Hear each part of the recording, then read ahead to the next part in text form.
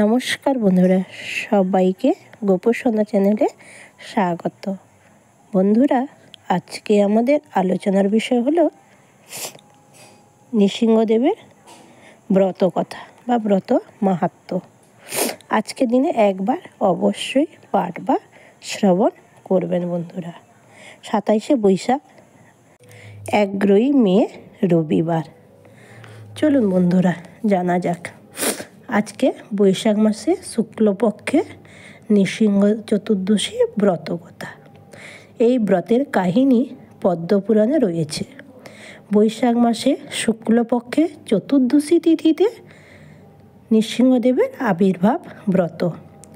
এই তিথিতে ভক্ত প্রহ্লাদের আহ্বানে ভগবান শ্রীহরি অহোবিলায় অবস্থিত হিরণ্যকশিপুরের প্রাসাদে একটি স্তম্ভের মধ্যে আবির্ভূত হয়েছিলেন।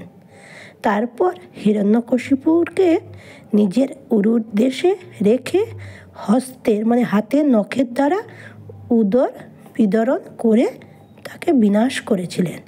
তারপর নৃসিংহদেব যখন প্রহ্লাদকে কোলে বসালেন, তখন প্রহ্লাদ শ্রী নরহরিকে জিজ্ঞাসা করলেন, আমি আপনার প্রিয় হলাম কেমন করে? উত্তরে নরসিংহদেব বললেন, পূর্বজন্মে তোমার নাম ছিল বাসুদেব। এক ব্রাহ্মণের ঘরে তোমার জন্ম হয়েছিল। বাল্যকালে জনার্দন কর নাই।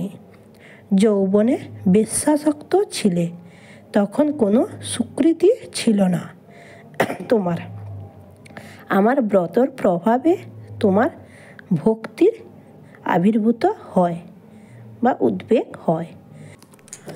পূর্বে ব্রহ্মার সৃষ্টির জন্য আর মহাদেবে ত্রিপুরাসুরকে বধ করবার জন্যে এই ব্রত সাধন করেন। এই ব্রতের প্রভাবে দরিদ্রজন ধনবান হয়, আর রাজ্য হারা ব্যক্তিরা রাজ্য লাভ করে রাজা হন। আয়ুষ্মানকারীরা দীর্ঘ আয়ু লাভ করে। রমণীগণরা বৈধব্যনাশক হয়। স্ত্রী পুরুষ উভয়ে মিলে এই ব্রত করলে সুখ শান্তি মুক্তি লাভ হয়। ইহার ব্রত মাহাত্ম্য শ্রবণ করুন।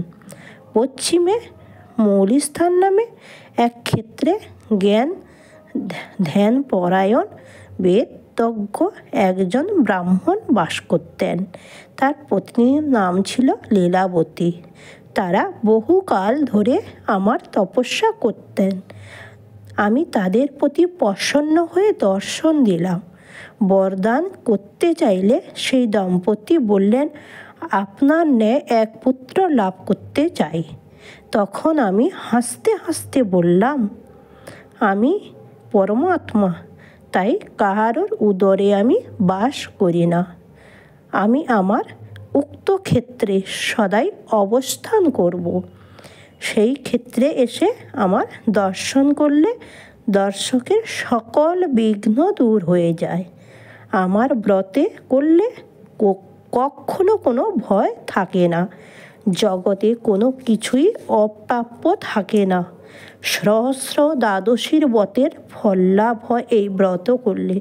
শনিবারে সিদ্ধিযোগে স্বাতী নক্ষত্রে বাণিজ্যর কারণে আমার এই ব্রত পালনে কোটি কোটি ব্রহ্ম হত্যা পাপ বিনষ্ট হয়। আর ব্রত দিন সমাগত জেনে যদি তা পালন না করে নরকে গতি হবে তার। আমার ব্রতর দিন উপস্থিত হলে সংকল্প করবে, হে নরসিংহদেব, অদ্য আমি আপনার ব্রত পালন করব। তাতে যেন কোনো বিঘ্ন না হয়। এইভাবে সংকল্প করে দুষ্টগণের ত্যাগ করে মধ্যাহ্নকালে নদী বা সরোবরে স্নান করে অষ্টদশ পদ্ম নির্মাণ করে তাতে রত্নযুক্ত তাম্র কলস স্থাপন করবে। লক্ষ্মী মাতার সহিত আমার স্বর্ণমূর্তি পঞ্চামৃত দ্বারা স্নান করে যথাস্থানে স্থাপন করবে। বিপ্রকে পদে বরণ করে দেবার্চনা করবে।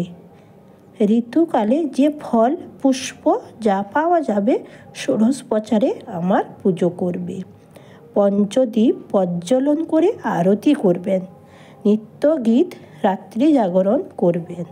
নৃসিংহদেবের কথাযুক্ত পুরাণ ভক্তি ভরে পাঠ বা শ্রবণ করবেন। তারপর প্রাতঃস্নান করে আমার পুজো করে আমার মন্ত্র উচ্চারণ করবেন আর দ্বিজগণকে দান করবেন, মানে ব্রাহ্মণকে। তারপর তাদেরকে ভোজন করিয়ে দক্ষিণা দান করবে। এই পুজোয় যা কিছু আয়োজন করবে সে সকল আচার্যকে দান করবে। তারপর কুটুম্ব বন্ধুবান্ধবকে সঙ্গে নিয়ে ভোজন করবে। এই ব্রত কথা শ্রবণ করলে ব্রহ্ম হত্যাদি সকল পাপ থেকে মুক্তি লাভ হয়। মৌলি স্থানে গিয়ে নৃসিংহদেবের অর্চনায় সকল মনের বাসনা পূর্ণ হয় এবং সকল পাপ বিনষ্ট হয়। বন্ধুরা, আসছিল এই নৃসিংহদেবের ব্রত কথা। এই পর্যন্ত বন্ধুরা, ভালো থাকবেন, সাবধানে থাকবেন, সুস্থ থাকবেন। রাধে রাধে। জয় জয় নৃসিংহদেবের চরণে শতকোটি দণ্ডবত প্রণাম। মাতা লক্ষ্মী দেবীর চরণে শতকোটি মাথা কুড়ে কুড়ে দণ্ডবত প্রণাম। প্রণাম। ভক্ত প্রহ্লাদ মহারাজের চরণে শতকোটি গুণ মাথা কুড়ে কুড়ে প্রণাম। এবং নৃসিংহদেবের 9টি নাম হলো জহলা নৃসিংহদেব, অহবিলা নৃসিংহদেব, মাললা নৃসিংহদেব, বরাহ নৃসিংহদেব, ছত্রবটা নৃসিংহদেব, ভার্গব নৃসিংহদেব, করঞ্জা নৃসিংহদেব, যোগানন্দা নৃসিংহদেব, পাবন নৃসিংহদেব। জয় জগন্নাথ। রাধে রাধে। বন্ধুরা, সবাই ভালো থাকবেন, সাবধানে থাকবেন, সুস্থ থাকবেন।